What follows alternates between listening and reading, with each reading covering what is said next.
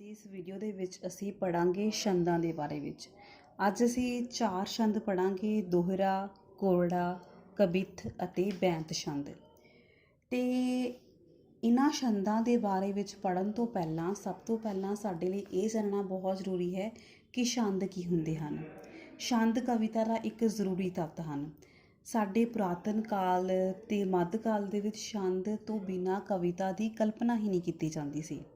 ਅੱਜ ਕੱਲ੍ਹ ਭਾਵੇਂ ਛੰਦ ਮੁਕਤ ਕਵਿਤਾ ਦਾ ਰਿਵਾਜ਼ ਵੀ ਪੈ ਗਿਆ ਹੈ, ਪਰ ਇਸ ਦੇ ਵਿੱਚ ਵੀ ਵਜ਼ਨ, ਤੋਲ, ਵਿਸ਼ਰਾਮ, ਲੈਅ ਆਦਿ ਛੰਦ ਦੇ ਜਿਹੜੇ ਗੁਣ ਮੰਨੇ ਜਾਂਦੇ ਸੀਗੇ ਉਹ ਵੀ ਇਸ ਦੇ ਵਿੱਚ ਸਮੋਏ ਹੋਏ ਨੇ। ਭਾਵੇਂ ਇਹਨੂੰ ਅਸੀਂ ਛੰਦ ਮੁਕਤ ਕਵਿਤਾ ਜ਼ਰੂਰ ਕਹਿ ਦਿੰਦੇ ਹਾਂ, ਪਰ ਇਹਦੇ ਵਿੱਚ ਛੰਦ ਦੇ ਗੁਣ ਵੀ ਉਸੇ ਤਰ੍ਹਾਂ ਹੀ ਸਮਾਏ ਹੋਏ ਹੁੰਦੇ ਹਨ। ਅਤੇ ਹੁਣ ਇਹ ਸਾਡੇ ਲਈ ਇਹ ਜਾਣਨਾ ਵੀ ਜ਼ਰੂਰੀ ਹੈ ਕਿ ਛੰਦ ਹੁੰਦਾ ਕੀ ਹੈ, ਛੰਦ ਕੀ ਹੈ। ਇਸ ਪ੍ਰਸ਼ਨ ਦੇ ਬਾਰੇ ਕਈ ਵਿਦਵਾਨਾਂ ਦੇ ਅਲੱਗ-ਅਲੱਗ ਵਿਚਾਰ ਨੇ, ਅਤੇ ਕਈ ਤਾਂ ਇਹ ਕਹਿੰਦੇ ਨੇ ਕਿ ਇਹ ਛੰਦ ਤੁਕਾਂਤ ਦਾ ਸਹੀ ਮੇਲ ਹੈ। ਕਈ ਅੱਖਰਾਂ ਅਤੇ ਵਰਣਾਂ ਦੀ ਖਾਸ ਗਿਣਤੀ ਦੇ ਉੱਤੇ ਜ਼ੋਰ ਦਿੰਦੇ ਨੇ, ਅਤੇ ਕਈ ਜਿਹੜੇ ਨੇ ਉਹ ਲੈਅ, ਤਾਲ ਆਦਿ ਛੰਦ ਨੂੰ ਇਸ ਦੇ ਬੁਨਿਆਦੀ ਲੱਛਣ ਮੰਨਦੇ ਨੇ, ਅਤੇ ਕਈ ਮਾਤਰਾਵਾਂ ਵੱਲ ਧਿਆਨ ਦਿੰਦੇ ਹਨ। ਇਸ ਤਰ੍ਹਾਂ ਜਿਹੜੇ ਛੰਦ ਨੇ ਉਹ ਹਰ ਇੱਕ ਦੇ ਲਈ ਅਲੱਗ-ਅਲੱਗ ਵਿਚਾਰ ਨੇ ਕਿ ਛੰਦ ਜਿਹੜੀ ਆ ਉਹਦੇ ਲਈ ਕੋਈ ਖਾਸ ਇੱਕ ਰਾਏ ਨਹੀਂ ਬਣੀ। ਸਾਰੇ ਵਿਦਵਾਨਾਂ ਦੇ ਅਲੱਗ-ਅਲੱਗ ਇਸ ਸੰਬੰਧੀ ਵਿਚਾਰ ਦੇਖਣ ਨੂੰ ਮਿਲਦੇ ਹਨ। ਇਸ ਤਰ੍ਹਾਂ ਅਸੀਂ ਇਹ ਕਹਿ ਸਕਦੇ ਹਾਂ ਕਿ ਕਵਿਤਾ ਵਿੱਚ ਮਾਤਰਾ ਜਾਂ ਵਰਣਾਂ ਦੀ ਖਾਸ ਵਿਉਂਤ ਨਾਲ ਜੋ ਸੁਰ, ਤਾਲ ਅਤੇ ਤੁਕਾਂਤ ਮੇਲ ਹੁੰਦਾ ਹੈ ਉਹ ਛੰਦ ਹੈ। ਹੁਣ ਅਸੀਂ ਦੇਖਦੇ ਹਾਂ ਕਿ ਹੁਣ ਇੱਥੇ ਇਹ ਗੱਲ ਆਈ ਸੀ ਵਰਣਿਕ ਅਤੇ ਮਾਤਰਿਕ ਛੰਦ ਦੇ ਬਾਰੇ। ਹੁਣ ਸਭ ਤੋਂ ਪਹਿਲਾਂ ਅਸੀਂ ਦੇਖਦੇ ਹਾਂ ਕਿ ਵਰਣਿਕ ਕੀ ਹੁੰਦਾ ਹੈ।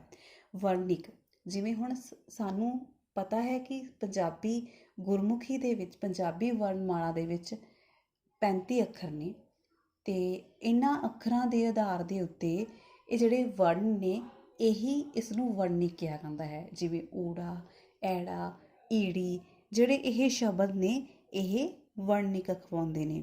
ਮਾਤਰਾ, ਹੁਣ ਮਾਤਰਾ ਦਾ ਇੱਥੇ ਧਿਆਨ ਰੱਖਣਾ ਹੈ ਕਿ ਮਾਤਰਿਕ ਛੰਦ ਕੀ ਹੁੰਦੇ ਨੇ। ਮਾਤਰਿਕ ਦੇ ਵਿੱਚ ਮਾਤਰਾ ਨੂੰ ਧਿਆਨ ਦੇ ਵਿੱਚ ਰੱਖਿਆ ਜਾਂਦਾ ਹੈ।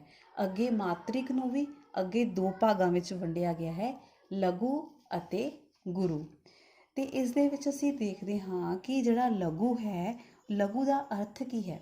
ਲਘੂ ਦਾ ਅਰਥ ਹੈ ਛੋਟਾ। ਇਸ ਤਰ੍ਹਾਂ ਜਿਹੜੇ ਗੁਰਮੁਖੀ ਦੇ ਮੁਕਤੇ ਵਰਨਾਂ ਅਤੇ ਲਗਾਂ ਵਾਲੇ ਵਰਨਾਂ ਦੀਆਂ ਮਾਤਰਾਵਾਂ ਗਿਣੀਆਂ ਜਾਂਦੀਆਂ ਹਨ। ਇਹਦੀਆਂ ਮਾਤਰਾਵਾਂ ਗਿਣੀਆਂ ਜਾਂਦੀਆਂ ਨੇ। ਸਭ ਤੋਂ ਪਹਿਲਾਂ ਲਘੂ ਦੇ ਵਿੱਚ ਆਉਂਦਾ ਮੁਕਤਾ, ਫਿਰ ਸਿਹਾਰੀ ਅਤੇ ਔਂਕੜ, ਅਤੇ ਇਹ ਜਿਹੜੇ ਨੇ ਇਹਨਾਂ ਨੂੰ ਲਘੂ ਦੇ ਵਿੱਚ ਗਿਣਿਆ ਜਾਂਦਾ ਹੈ। ਇਹਨਾਂ ਨੂੰ ਰੂਪ ਵਿੱਚ ਜਦੋਂ ਅਸੀਂ ਦੇਖਦੇ ਹਾਂ ਤਾਂ ਇਹਦਾ ਪੰਜਾਬੀ ਦੇ ਵਿੱਚ ਜਦੋਂ ਅੱਖਰ ਹੁੰਦਾ ਹੈ ਤਾਂ ਉਹਦੇ ਉੱਪਰ ਇਹਦਾ ਨਿਸ਼ਾਨ ਡੰਡੀ ਵਾਂਗ ਲਗਾਇਆ ਜਾਂਦਾ ਹੈ। ਅਤੇ ਗੁਰੂ ਵਰਨ ਕਿਹੜੇ ਹੁੰਦੇ ਹਨ? ਗੁਰੂ ਵਰਨ ਉਹ ਹੁੰਦੇ ਹਨ ਜਿਹਦੇ ਵਿੱਚ ਜਿਸ ਦਾ ਅਰਥ ਹੈ ਵੱਡਾ, ਅਤੇ ਇਹ ਹਨ ਕੰਨਾ, ਬਿਹਾਰੀ, ਦੁਲੈਂਕੜ, ਲਾਂ, ਦੁਲਾ, ਹੋੜਾ, ਕਨੌੜਾ, ਟਿੱਪੀ, ਅੱਧਕ।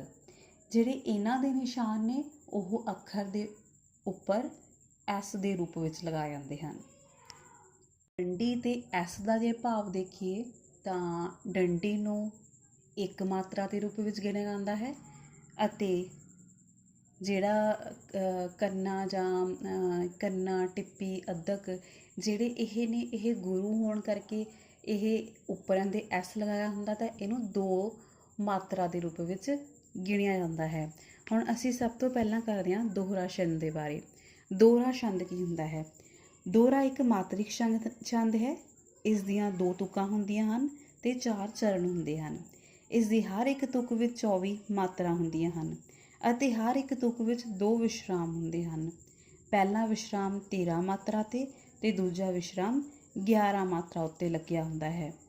ਦੂਜੀ ਤੁਕ ਵਿੱਚ ਵੀ ਮਾਤਰਾ ਦੀ ਗਿਣਤੀ ਇਸੇ ਤਰ੍ਹਾਂ ਹੀ ਹੁੰਦੀ ਹੈ। ਤੁਕਾਂ ਦੇ ਅਖੀਰ 'ਤੇ ਜਾਂ ਦੂਜੇ ਅਤੇ ਤੀਜੇ ਚਰਨ ਦੇ ਅੰਤ ਵਿੱਚ ਤੁਕਾਂਤ ਮੇਲ ਹੁੰਦਾ ਹੈ। ਹੁਣ ਤੁਸੀਂ ਇਸ ਉਦਾਹਰਨ ਦੇ ਵਿੱਚ ਹੀ ਦੇਖੋ, ਪੂਰਨ ਤੂੰ ਪਰਮਾਤਮਾ, ਘਟ ਘਟ ਰਿਹਾ ਸਮਾਏ, ਜਿਉ ਮਹਿੰਦੀ ਕੇ ਪਾਤ ਮੇ, ਲਾਲੀ ਲਖੀ ਨਾ ਜਾਏ। ਇਹਦੇ ਵਿੱਚ ਹੁਣ ਤੁਸੀਂ ਦੇਖੋ, ਜੇ ਅਸੀਂ ਇਹਨੂੰ ਉਸੇ ਤਰ੍ਹਾਂ ਕਰਕੇ ਦੇਖੀਏ ਜਿਵੇਂ ਮੈਂ ਤੁਹਾਨੂੰ ਹੁਣ ਪਹਿਲਾਂ ਦੱਸ ਚੁੱਕੀ ਹਾਂ ਕਿ ਜਿਹੜਾ ਲਘੂ ਹੁੰਦਾ ਉਹ ਇੱਕ ਰੂਪ ਦੇ ਵਿੱਚ ਹੁੰਦਾ, ਉਹਨੂੰ ਇੱਕ ਰੂਪ ਵਿੱਚ ਗਿਣਿਆ ਜਾਂਦਾ, ਅਤੇ ਗੁਰੂ ਨੂੰ 2 ਮਾਤਰਾ ਦੇ ਰੂਪ ਵਿੱਚ ਗਿਣਿਆ ਜਾਂਦਾ। ਜੇ ਉਸੇ ਤਰ੍ਹਾਂ ਉਸ ਰੂਲ ਦੇ ਅਨੁਸਾਰ ਤੁਸੀਂ ਚੱਲਦੇ ਹੋ ਤਾਂ ਤੁਸੀਂ ਗਿਣ ਕੇ ਦੇਖੋ ਤਾਂ ਪਹਿਲੇ ਦੀਆਂ ਮਾਤਰਾ 13 ਹੀ ਹੋਣਗੀਆਂ ਅਤੇ ਦੂਸਰੇ ਉਸੇ ਜਿਹੜੀ ਤੁਕ ਹੈ ਉਸੇ ਦੇ ਵਿੱਚ 11 ਮਾਤਰਾਵਾਂ ਮਿਲਣਗੀਆਂ। ਇਸ ਤਰ੍ਹਾਂ ਇਹ ਜਿਹੜੀ ਲੈ ਇਸੇ ਤਰ੍ਹਾਂ ਹੀ ਚੱਲਦੀ ਰਹਿੰਦੀ ਹੈ। ਅੱਗੇ ਹੈ ਕੋਰੜਾ ਛੰਦ। ਕੋਰੜਾ ਨਿਰੋਲ ਪੰਜਾਬੀ ਦਾ ਛੰਦ ਹੈ। ਇਹ ਇੱਕ ਵਰਣਿਕ ਛੰਦ ਹੈ। ਇਸ ਦੀਆਂ ਤੁਕਾਂ 4 ਜਾਂ ਇਸ ਤੋਂ ਵੱਧ ਹੁੰਦੀਆਂ ਹਨ। ਹਰੇਕ ਤੁਕ ਵਿੱਚ 13 ਜਾਂ 14 ਵਰਨ ਹੁੰਦੇ ਹਨ। ਪਹਿਲਾ ਵਿਸ਼ਰਾਮ 6 ਜਾਂ 7 ਵਰਨ ਉੱਤੇ ਹੁੰਦਾ ਹੈ ਅਤੇ ਦੂਜਾ 7 ਵਰਨਾਂ ਉੱਤੇ। ਇਸ ਵਿੱਚ 2 ਤੁਕਾਂ ਦਾ ਤੁਕਾਂਤ ਮਿਲਦਾ ਹੈ। ਹੁਣ ਤੁਸੀਂ ਇਹਦੇ ਵਿੱਚ ਵੀ ਦੇਖੋ, ਕਦੇ ਵੀ ਨਾ ਵਸ ਪੈਣਾ ਸ਼ਾਹੂਕਾਰਾਂ ਦੇ, ਲੰਡੂ ਪੇੜੇ ਖਾਣੇ ਮੂਲ ਨਾ ਹੁਦਾਰ ਦੇ, ਵਾਦੀ ਨਾ ਹੁਦਾਰ ਵਾਲੀ ਤੁਸਾਂ ਧਾਰਨੀ, ਲੱਖ ਦੀ ਜੇ ਗੱਲ ਕਦੇ ਨਾ ਵਿਸਾਰਨੀ। ਇਹਦੇ ਵਿੱਚ ਹੁਣ ਅਸੀਂ ਵਰਨਾਂ ਨੂੰ ਗਿਣਨਾ ਹੈ। ਇਹਦੇ ਵਿੱਚ ਹੁਣ ਅਸੀਂ ਮਾਤਰਾਵਾਂ ਨੂੰ ਨਹੀਂ ਦੇਖਣਾ। ਹੁਣ ਅਸੀਂ ਇਹਦੇ ਵਿੱਚ ਜਿੰਨੇ ਵੀ ਵਰਨ ਨੇ ਉਹਨਾਂ ਵਰਨਾਂ ਨੂੰ ਗਿਣਤੀ ਕਰ ਲੈਣੀ ਆ ਤਾਂ ਉਹਦੇ ਵਰਨ ਜਿਹੜੇ ਸਾਨੂੰ ਉਨੇ ਹੀ ਮਿਲਣਗੇ ਜਿੰਨੇ ਕੋਰੜਾ ਛੰਦ ਦੇ ਨਿਯਮਾਂ ਦੇ ਵਿੱਚ ਦੱਸਿਆ ਗਿਆ ਹੈ ਕਿ 6 ਜਾਂ 7 ਵਰਨ ਹੁੰਦੇ ਹਨ। ਤਾਂ ਉਸੇ ਦੇ ਅਨੁਸਾਰ ਇਸ ਦੇ ਵਿੱਚ 6 7 ਭਾਵ 13 ਵਰਨ ਮਿਲਣਗੇ। ਅੱਗੇ ਹੈ ਕਬਿੱਥ ਛੰਦ। ਕਬਿੱਥ ਇੱਕ ਵਰਣਿਕ ਛੰਦ ਹੈ। ਇਸ ਵਿੱਚ 4 ਲੰਮੀਆਂ ਤੁਕਾਂ ਹੁੰਦੀਆਂ ਹਨ। ਹਰ ਇੱਕ ਤੁਕ ਵਿੱਚ 4 ਵਿਸ਼ਰਾਮ ਹੁੰਦੇ ਹਨ। ਇਸ ਤਰ੍ਹਾਂ ਵੀ ਕਿਹਾ ਜਾ ਸਕਦਾ ਹੈ ਕਿ ਇਸ ਛੰਦ ਵਿੱਚ ਹਰ ਤੁਕ ਦੇ 2 ਚਰਨ ਹੁੰਦੇ ਹਨ ਅਤੇ ਹਰ ਚਰਨ ਵਿੱਚ 2 ਵਿਸ਼ਰਾਮ ਹੁੰਦੇ ਹਨ। ਹਰ ਤੁਕ ਦੇ 4 ਵਿਸ਼ਰਾਮਾਂ ਨੂੰ ਤੁਕਾਂਤ ਕਿਹਾ ਜਾਂਦਾ ਹੈ। ਹਰੇਕ ਤੁਕ ਦੇ 4 ਤੁਕਾਂਤਾਂ ਵਿੱਚੋਂ ਪਹਿਲੇ 3 ਤੁਕਾਂਤਾਂ ਵਿੱਚ 8 ਵਰਨ ਹੁੰਦੇ ਹਨ ਅਤੇ ਚੌਥੇ ਤੁਕਾਂਤ ਵਿੱਚ 7 ਜਾਂ 8 ਵਰਨ ਹੁੰਦੇ ਹਨ। ਗੱਲ ਕਿ ਹਰ ਇੱਕ ਤੁਕ ਵਿੱਚ 8 8 8 + 7 = 31 ਜਾਂ 8 8 8 8 32 ਵਰਨ ਹੁੰਦੇ ਹਨ। ਅਤੇ ਇਸ ਤਰ੍ਹਾਂ ਇਹਦੇ ਵਿੱਚ ਹੁਣ ਵਰਨ ਗਿਣਨੇ ਆਪਾਂ, ਅੱਖਰ ਗਿਣਨੇ ਆ। 8 8 8 7 7 ਵੀ ਹੋ ਸਕਦੇ ਨੇ ਅਤੇ 4 ਵਾਰ ਵੀ 8 ਹੋ ਸਕਦੇ ਹਨ। ਤੁਕਾਂਤ ਮੇਲ 4 ਤੁਕਾਂ ਵਿੱਚ ਸਮਾਨ ਰੂਪ ਵਿੱਚ ਹੁੰਦਾ ਹੈ। ਮਾਲਵੇ ਦੀ ਕਵਿਸ਼ਰੀ ਵਿੱਚ ਕਬਿੱਥ ਦੀ ਛੰਦ ਦੀ ਵਰਤੋਂ ਖੂਬ ਹੋਈ ਹੈ। ਭਾਈ ਵੀਰ ਸਿੰਘ ਨੇ ਕਬਿੱਥ ਨੂੰ ਨਵੇਂ ਢੰਗ ਨਾਲ ਪ੍ਰਯੋਗ ਕੀਤਾ ਹੈ। ਹੁਣ ਇਸ ਦੇ ਵਿੱਚ ਤੁਸੀਂ ਦੇਖੋ, ਇਸ ਦੇ ਵਿੱਚ ਤੁਹਾਨੂੰ ਜਿਹੜੇ ਵਰਨ ਨੇ ਉਸੇ ਅਨੁਸਾਰ ਮਿਲਣਗੇ ਜਿਵੇਂ ਕਬਿੱਥ ਦੇ ਨਿਯਮਾਂ ਦੇ ਅਨੁਸਾਰ ਕਿਹਾ ਗਿਆ ਹੈ। ਇੱਕ ਜਿਹੜਾ 8 8 8 7 ਜ਼ਰੂਰ ਹੋ ਸਕਦਾ ਹੈ, ਪੂਰੀ ਤਰ੍ਹਾਂ 4 ਵਾਰ 8 ਵੀ ਹੋ ਸਕਦਾ ਹੈ ਅਤੇ ਉਸੇ ਤਰ੍ਹਾਂ ਤੁਹਾਨੂੰ ਇਸ ਦੇ ਵਿੱਚ ਦੇਖਣ ਨੂੰ ਮਿਲੇਗਾ। ਹੁਣ ਤੁਸੀਂ ਉਦਾਹਰਨ ਦੇ ਤੌਰ 'ਤੇ ਇਸ ਦੇ ਵਿੱਚ ਦੇਖ ਸਕਦੇ ਹੋ, ਮੁੱਠੀ ਵਾਏ ਮੁੱਠੀ ਲੋਕਾਂ, ਸਾਵਰੇ ਨੇ ਕੁੱਠੀ ਅੱਜ, ਰੁੱਠੀ ਹੋਈ ਕੁਬਰੀ ਨੂੰ ਆਪੇ ਹੈ ਮਨਾਵਦਾ। ਹੁਣ ਤੁਸੀਂ ਪਹਿਲੇ ਵਿੱਚ ਦੇਖਦੇ ਹੋ ਮੁੱਠੀ ਵਾਏ ਮੁੱਠੀ ਲੋਕਾਂ, ਇਹਦੇ ਵਿੱਚ 8 ਵਰਨ ਹਨ। ਦੂਸਰੀ ਕੌਮੇ ਤੋਂ ਬਾਅਦ ਜਿਹੜੇ ਨੇ ਉਹ ਵੀ 8 ਵਰਨ ਹਨ। ਉਸ ਤੋਂ ਅੱਗੇ ਜਿਹੜੀ ਤੀਸਰੀ ਆ ਉਹਦੇ ਵਿੱਚ ਵੀ 8 ਵਰਨ ਹਨ ਅਤੇ ਉਸ ਤੋਂ ਅਗਲੀ ਜਿਹੜੀ ਚੌਥੀ ਹੈ ਉਹਦੇ ਵਿੱਚ ਤੁਹਾਨੂੰ 7 ਵਰਨ ਦੇਖਣ ਨੂੰ ਮਿਲਦੇ ਹਨ। ਇਸ ਤਰ੍ਹਾਂ ਜਿਹੜੀ ਇਹ ਇਸੇ ਤਰ੍ਹਾਂ ਇਹ ਚੱਲਦਾ ਰਹਿੰਦਾ ਹੈ। ਅੱਗੇ ਹੈ ਬੈਂਤ ਛੰਦ। ਪੰਜਾਬੀ ਵਿੱਚ ਬੈਂਤ ਅਤੇ ਬੇਤ ਦੋਵੇਂ ਰੂਪ ਪ੍ਰਚਲਿਤ ਹਨ। ਬੈਂਤ ਅਰਬੀ ਭਾਸ਼ਾ ਤੋਂ ਆਇਆ ਹੈ ਅਤੇ ਪੰਜਾਬੀ ਵਿੱਚ ਇਹ ਉਸੇ ਨਮੂਨੇ ਅਨੁਸਾਰ ਪ੍ਰਚਲਿਤ ਕੀਤਾ ਗਿਆ ਹੈ। ਅਰਬੀ ਤੇ ਫਾਰਸੀ ਕਵੀਆਂ ਨੇ 2 ਤੁਕੇ ਛੰਦ ਨੂੰ ਬੈਂਤ ਕਿਹਾ ਹੈ। ਬੈਂਤ ਦੀਆਂ ਕਈ ਕਿਸਮਾਂ ਹਨ। 4 ਤੁਕਾਂ ਤੋਂ ਲੈ ਕੇ 20-22 ਤੁਕਾਂ ਤੱਕ ਬੈਂਤ ਦੀ ਲੰਬਾਈ ਵੇਖੀ ਜਾਂਦੀ ਹੈ। ਇਹ ਇੱਕ ਮਾਤਰਿਕ ਛੰਦ ਹੈ। ਹਰ ਤੁਕ ਵਿੱਚ 40 ਮਾਤਰਾ ਹੁੰਦੀਆਂ ਹਨ। ਤੁਕ ਵਿੱਚ ਪਹਿਲਾ ਵਿਸ਼ਰਾਮ 20 ਮਾਤਰਾ 'ਤੇ ਹੁੰਦਾ ਹੈ, ਪਰ ਕਈ ਵਾਰ 19 ਜਾਂ 21 ਮਾਤਰਾ 'ਤੇ ਵਿਸ਼ਰਾਮ ਲੱਗ ਜਾਂਦਾ ਹੈ। ਆਮ ਤੌਰ 'ਤੇ ਬੈਂਤ 4 ਤੁਕਾਂ ਦਾ ਹੀ ਮੰਨਿਆ ਜਾਂਦਾ ਹੈ, ਅਤੇ ਹਰ ਇੱਕ ਤੁਕ ਦੇ ਅਖੀਰ ਵਿੱਚ ਤੁਕਾਂਤ ਮੇਲ ਹੁੰਦਾ ਹੈ। ਬੈਂਤ ਦੇ ਤੁਕਾਂਤ ਮੇਲ ਨੂੰ ਅਰਬੀ ਫਾਰਸੀ ਸ਼ਬਦਾਵਲੀ ਦੇ ਅਨੁਸਾਰ ਕਾਫੀਆ ਰਫੀਦ ਵੀ ਕਿਹਾ ਜਾਂਦਾ ਹੈ।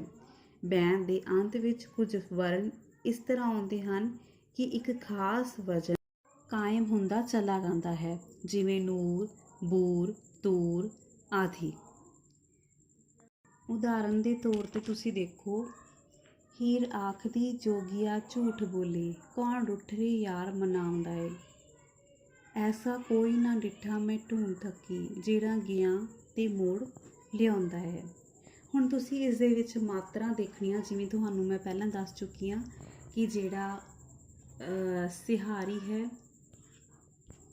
ਔਂਕੜ ਤੇ ਮੁਕਤਾ, ਉਹਨੂੰ ਤੁਸੀਂ ਇੱਕ ਗਿਣਨਾ ਹੈ ਅਤੇ ਬਾਕੀ ਜਿਹੜੇ ਨੇ ਕੰਨਾ, ਔਂਕੜ, ਦੁਲੈਂਕੜ, ਲਾਂ, ਦਲਾਂ, ਉਹਨੂੰ ਤੁਸੀਂ 2 ਦੇ ਰੂਪ ਵਿੱਚ ਗਿਣਨਾ ਹੈ, ਮਾਤਰਾ ਦੇ ਰੂਪ ਵਿੱਚ। ਤੇ ਇਸੇ ਤਰ੍ਹਾਂ ਇਸ ਦੇ ਵਿੱਚ ਤੁਸੀਂ ਦੇਖੋਗੇ, ਜਦੋਂ ਇਹਨੂੰ ਤੁਸੀਂ ਗਿਣ ਕੇ ਦੇਖੋਗੇ ਤਾਂ ਪਹਿਲੀ ਲਾਈਨ ਦੇ ਵਿੱਚ ਤੁਹਾਨੂੰ 21 ਮਾਤਰਾਵਾਂ ਮਿਲਣਗੀਆਂ ਅਤੇ ਦੂਸਰੀ ਲਾਈਨ ਦੇ ਵਿੱਚ ਤੁਹਾਨੂੰ 19 ਮਾਤਰਾਵਾਂ ਮਿਲਣਗੀਆਂ, ਜਿਵੇਂ ਕਿ ਬੈਂਤ ਦੇ ਨਿਯਮਾਂ ਦੇ ਵਿੱਚ ਦੱਸਿਆ ਗਿਆ ਹੈ।